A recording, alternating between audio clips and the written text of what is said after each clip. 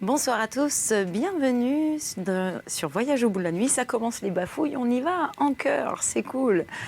Voilà, donc de retour avec Cyrano de Bergerac. Bienvenue à tous sur D8. Pour continuer donc les États et empires de la Lune. Alors bien sûr, n'hésitez pas, vous connaissez tous le hashtag VBN pour nous envoyer des récits, des suggestions de livres aussi, pourquoi pas. Ou alors l'adresse postale de D8 qui est 1 rue Les Enfants du Paradis à Boulogne-Billancourt. Voilà. Un canapé, un livre, un auteur incontournable, Cyrano de Bergerac. Et une experte en la bafouille, c'est moi. Et nous reprenons donc les États et empires de la Lune. Donc, à savoir que c'est un roman de Cyrano de Bergerac qui précède les États et empires du Soleil. Les 2 romans ont été publiés en 1657, je vais y arriver, dont le 2e est inachevé. Constitue une œuvre d'une originalité unique dans la littérature française, L'Autre Monde. Je m'en étais arrêtée à la page 65.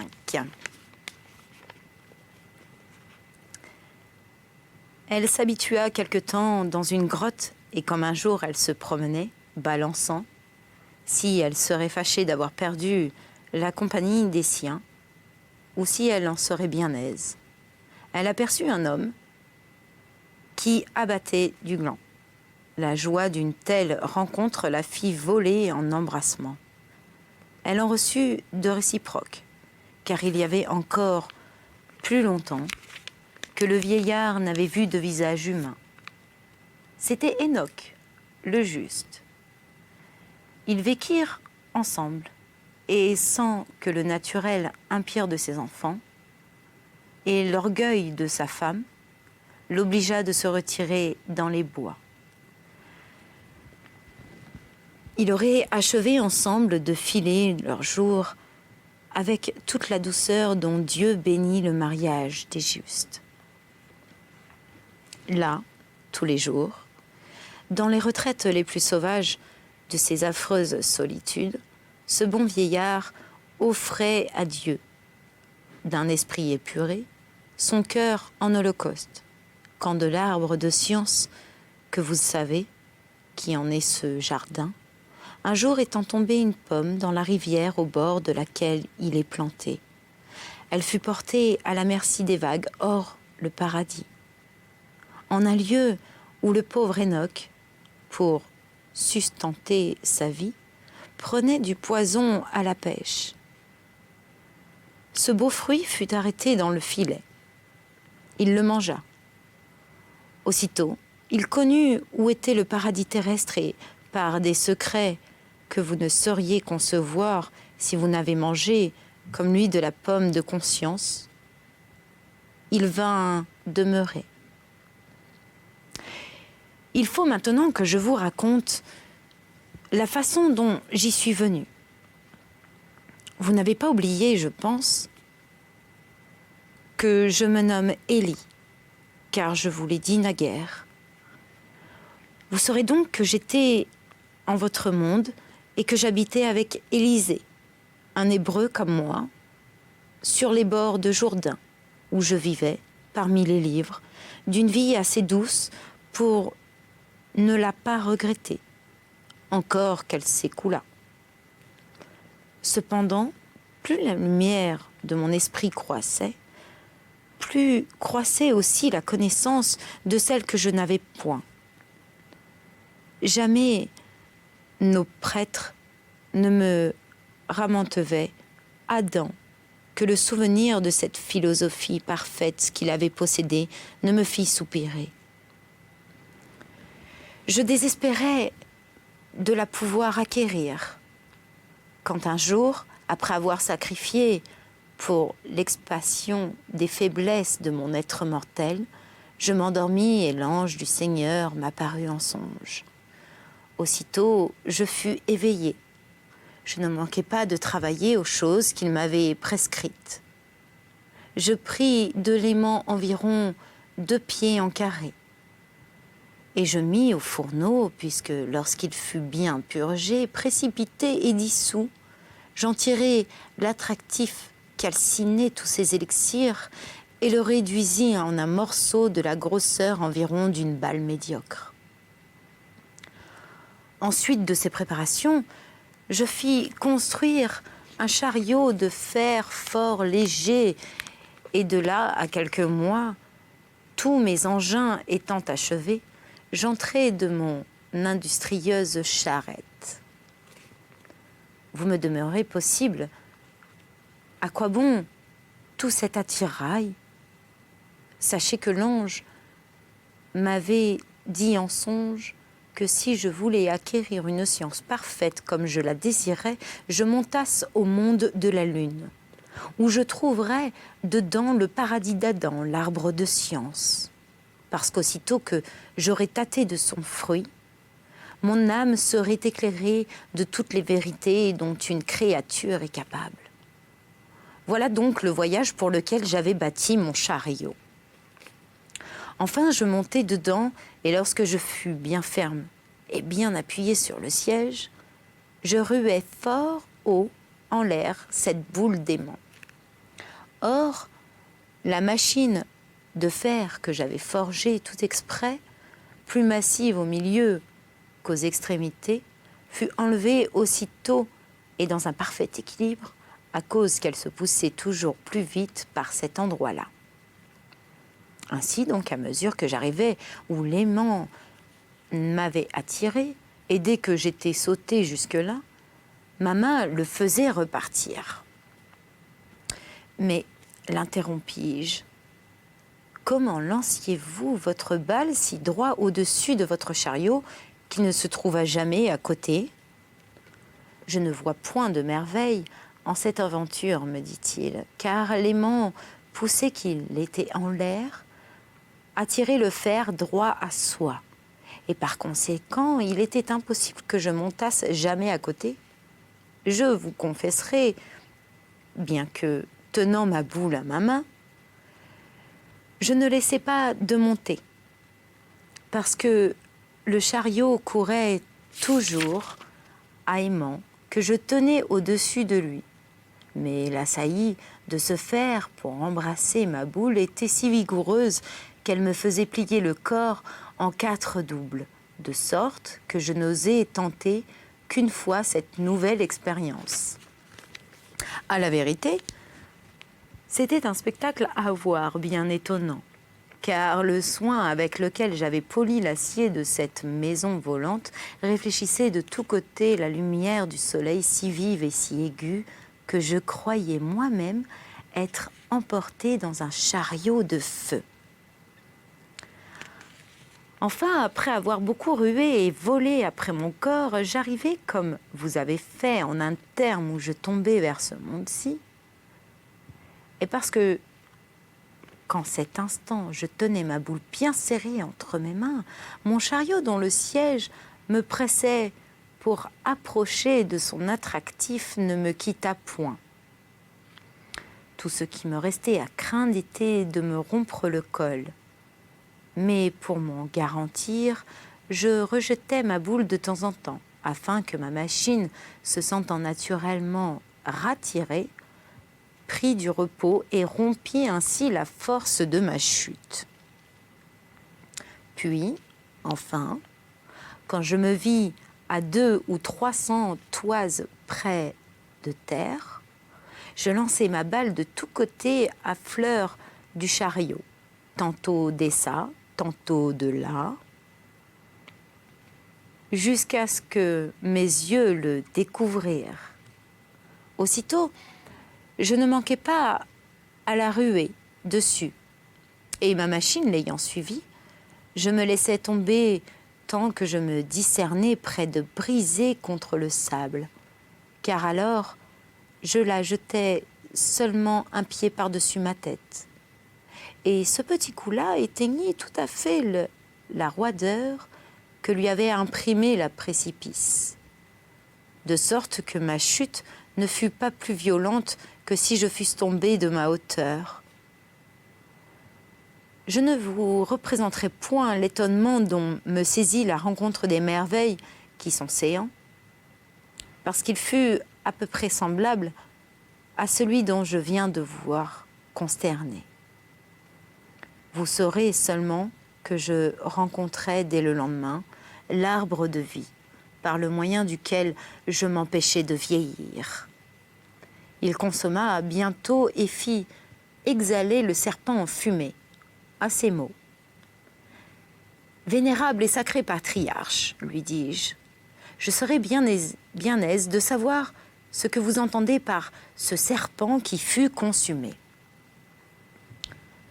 Lui, d'un visage riant, me répondit ainsi. « J'oubliais, oh mon fils, à vous découvrir un secret dont on ne peut pas voir instruit. Vous saurez donc qu'après qu'Ève et son mari eurent mangé de la pomme défendue, Dieu, pour punir le serpent qui lui en avait tenté, le relégua dans le corps de l'homme. Il n'est point né depuis de créateur humaine qui, en punition du crime de son premier père, ne nourrisse un serpent dans son ventre, issu de ce premier. Vous le nommez les boyaux, et vous le croyez nécessaire aux fonctions de la vie. Mais apprenez que ce ne sont autre chose que des serpents pliés sur eux-mêmes en plusieurs doubles. Quand vous entendez vos entrailles crier, c'est le serpent qui siffle et qui, suivant ce naturel glouton dont jadis il incita le premier homme à trop manger, demande à manger aussi, car Dieu qui, pour vous châtier, voulait vous rendre mortel, comme les autres animaux, vous fit obséder par cet insatiable, afin que, si vous lui donniez trop à manger, vous vous étouffassiez. Ou si, lorsque, avec les dents invisibles dont cet affamé mord votre estomac, vous lui refusiez sa pitance, il cria, il tempêta, il dégorgea ce venin que vos docteurs appellent la bile, et vous échauffa tellement par le poison qu'il inspire à vos artères que vous en fussiez bientôt consumés.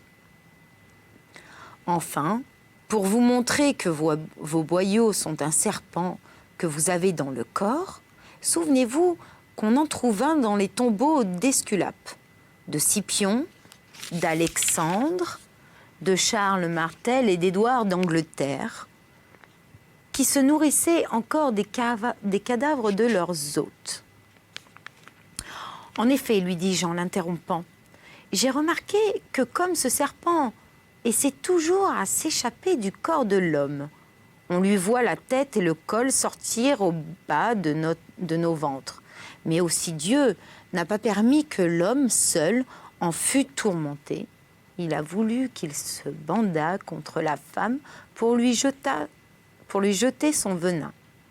Et que l'enflure dura 9 mois après l'avoir piqué. Et pour vous montrer que je parle aussi de la parole du Seigneur, c'est qu'il dit au serpent, pour le maudire, qu'il n'aurait beau faire trébucher la femme en se raidissant contre elle, qu'elle lui ferait enfin baisser la tête. Je voulais continuer ces fariboles, mais Élie m'en empêcha. Songez, dit-il, que ce lieu est saint. Il se tut ensuite quelque temps, comme pour se ramontevoir de l'endroit où il était demeuré, puis il y prit ainsi la parole. Je ne tâte du fruit de vie que de 100 ans en 100 ans. Son jus a pour le goût quelque rapport avec l'esprit de vin. Ce fut, je crois, cette pomme qu'Adam avait mangée qui fut cause que nos premiers pères vécurent si longtemps. Pour ce qu'il était coulé dans leur semence quelque chose de son énergie jusqu'à ce qu'elle s'éteignît dans les eaux de déluge. L'arbre de science est planté vis-à-vis. Son fruit est couvert d'une écorce qui produit l'ignorance dans quiconque en a goûté, et qui, sous l'épaisseur de cette pelure, conserve les spirituelles vertus de ce docte mangé.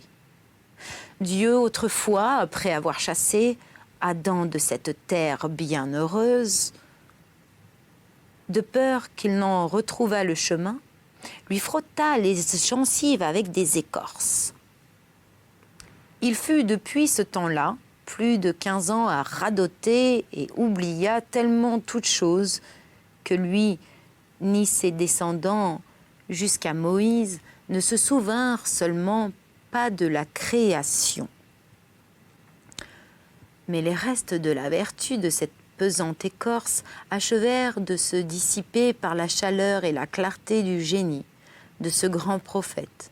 Je m'adressai par bonheur à l'une de ces pommes que la maturité avait dépouillée de sa peau, et ma salive à peine l'avait mouillée que la philosophie universelle m'absorba. Il me sembla qu'un nombre infini des petits yeux se plongèrent dans ma tête, et je sus le moyen de parler au Seigneur. Quand depuis j'ai fait la réflexion sur cet enlèvement miraculeux, je me suis bien imaginé que je n'aurais pas pu vaincre par les vertus occultes d'un simple corps naturel la vigilance du séraphin que Dieu a ordonné pour la garde de ce paradis. Mais parce qu'il se plaît à se servir de cause seconde, je crus qu'il m'avait inspiré ce moyen pour y entrer, comme il voulut se servir des côtés d'Adam pour lui faire une femme, quoiqu'il pût la former de terre aussi bien que lui. Je demeurai longtemps dans ce jardin à me promener sans compagnie, mais enfin, comme l'ange portier du lieu était mon principal hôte, il me prit envie de le saluer. Une heure de chemin termina mon voyage, car au bout de ce temps, j'arrivai en une contrée aux mille éclairs de ce confondant en a formé un jour aveugle qui ne servait qu'à rendre l'obscurité visible. Je n'étais pas encore bien remis de cette aventure que j'aperçus devant moi un bel adolescent. « Je suis, me dit-il, l'archange que tu cherches. Je viens de lire dans Dieu qu'il t'avait suggéré les moyens de venir ici et qu'il voulait que tu y attendisses sa volonté. » Il m'entretint de plusieurs choses et me dit, entre autres, que cette lumière dont j'avais paru effrayée n'était rien de formidable, qu'elle s'allumait presque tous les soirs quand il faisait la ronde. Parce que, pour éviter les surprises des sorciers qui entrent partout sans être vus, il était contraint de jouer de l'espadon avec son épée flamboyante autour du paradis terrestre, et que cette lueur était les éclairs qu'engendrait son acier. Ceux que vous apercevez de votre monde, ajouta-t-il, sont produits par moi.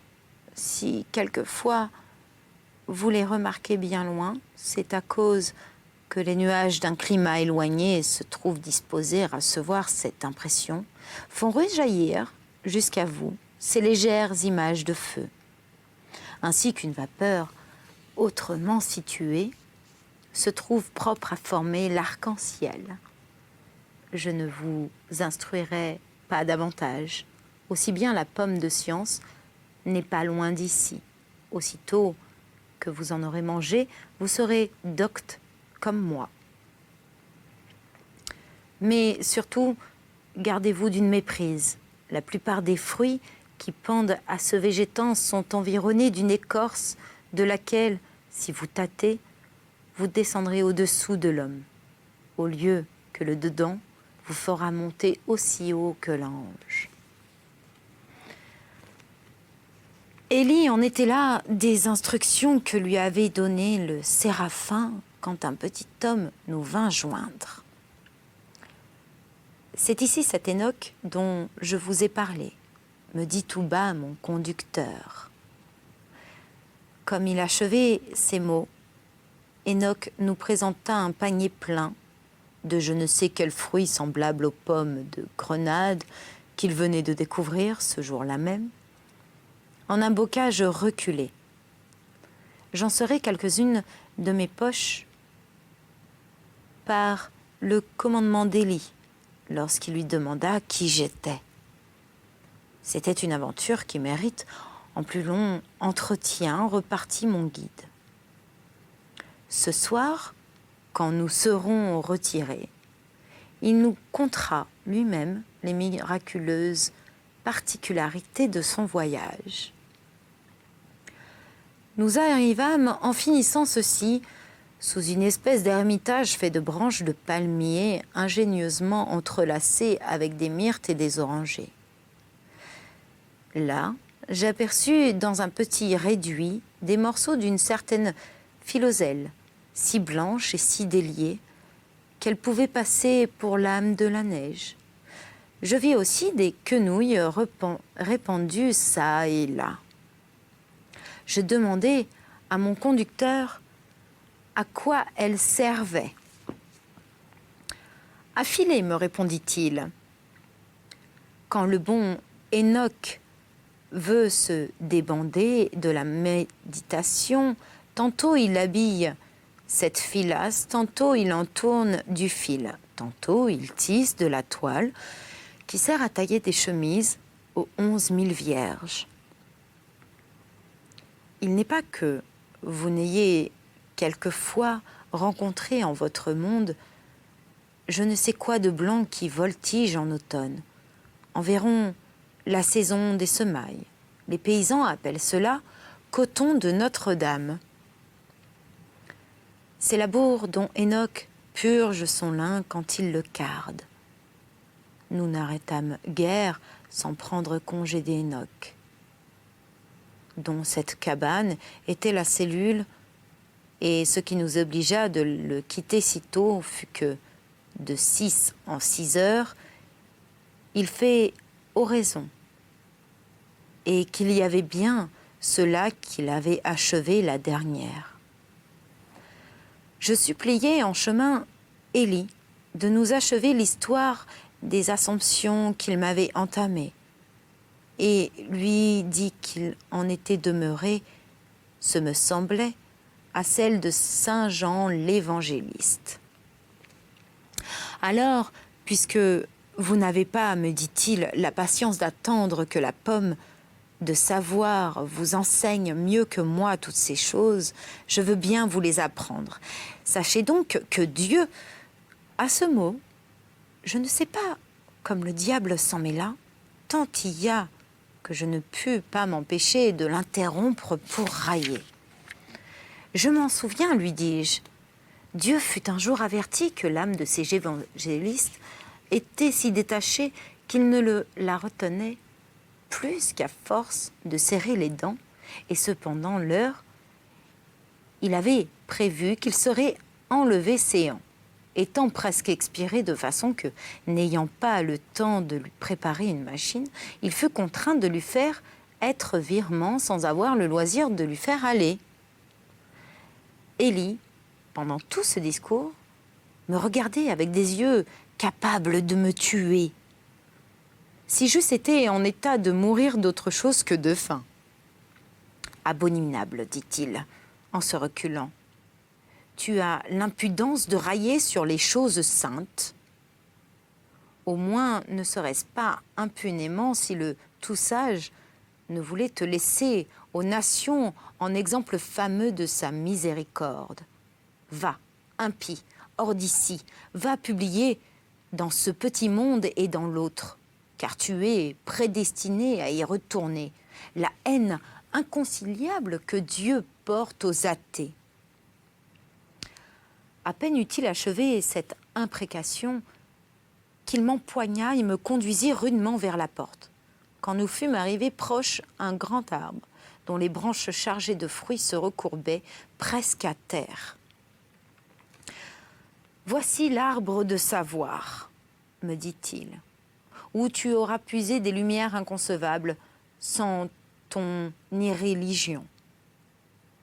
Il n'eut pas achevé ce mot que, feignant de languir de faiblesse, je me laissais tomber contre une branche où je dérobais adroitement une pomme. Il s'en fallait encore plusieurs à jamber que je n'eusse le pied hors de ce parc délicieux. Cependant, la faim me pressait avec tant de violence qu'elle me fit oublier que j'étais entre les mains d'un prophète courroué. Cela fit que je tirai une de ces pommes dont j'avais grossi ma poche, où je cachais mes dents. Mais au lieu de prendre une de celles dont Enoch m'avait fait présent, ma main tomba sur la pomme que j'avais cueillie à l'arbre de science et dont par malheur je n'avais pas dépouillé l'écorce. J'en avais à peine goûté qu'une épaisse nuit tomba sur mon âme. Je ne vis plus ma pomme, plus d'Élie près de moi, et mes yeux ne reconnurent pas en tout l'hémisphère une seule trace du paradis terrestre. Et avec tout cela, je ne laissais pas de me souvenir de tout ce qui m'y était arrivé. Quand depuis j'ai fait réflexion sur ce miracle, je me suis figuré que cette écorce ne m'avait pas tout à fait abruti, à cause que mes dents la traversèrent et se sentirent un peu du jus de dedans, dont l'énergie avait dissipé la malignité de la pelure. Je restais bien surpris de me voir tout seul au milieu d'un pays que je ne connaissais point. J'avais beau promener mes yeux et les jeter par la campagne, aucune créature ne s'offrait pour les consoler. Enfin, je résolus de marcher jusqu'à ce que la fortune me fît rencontrer la compagnie de quelques bêtes ou de la mort. Il m'exauça car au bout d'un demi-quart de lieue, je rencontrai deux fort grands animaux, dont l'un s'arrêta devant moi, l'autre s'enfuit légèrement au gîte. Au moins, je le pensais ainsi, à cause qu'à quelque temps là, je le vis revenir accompagné de plus de 700 ou 800 de même espèce qui m'environnèrent. Quand je les pus discerner de près, je connus qu'il avait la taille, la figure et le visage comme nous. Cette aventure me fit souvenir de ce que jadis j'avais ouï conter à ma nourrice, des sirènes, des faunes et des satyres. De temps en temps, ils élevaient des huées si furieuses, causées sans doute par l'admiration de me voir, que je croyais quasi être devenu monstre.